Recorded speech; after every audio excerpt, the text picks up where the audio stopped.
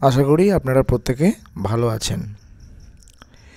SSC 2016-র যে case চলছে সেই নিয়ে একটি গুরুত্বপূর্ণ আপডেট উঠে এসেছে এবং আপডেটটা গতকালের।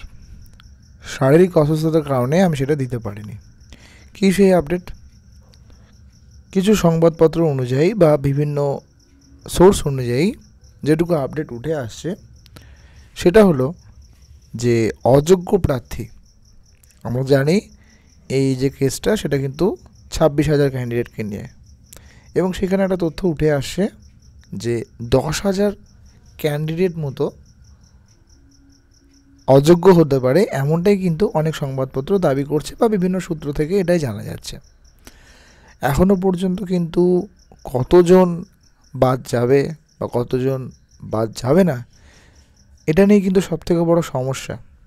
এটাই কিন্তু এসএসসির ক্ষেত্রে বা সমস্যা এবং আদালতের ক্ষেত্রেও একটা সমস্যা বা চিন্তার বিষয়, যে বাছাই করাটা অসম্ভব। কিন্তু এখনও পর্যন্ত যেটুকু আপডেট গতকাল পর্যন্ত, যে 10,000 প্লাস কিছু ক্যান্ডিডেটকে অযোগ্যর মতো ধরা হচ্ছে।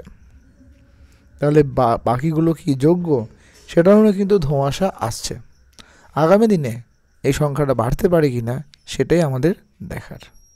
তাহলেই হতো যারা নতুন ক্যান্ডিডেট তারা সুযোগ পাবেন, না হলে এটা দিনের পর দিন হয়তো চলতে থাকবে এবং নতুনরা হয়তো আরও বঞ্চিত হতে পারে।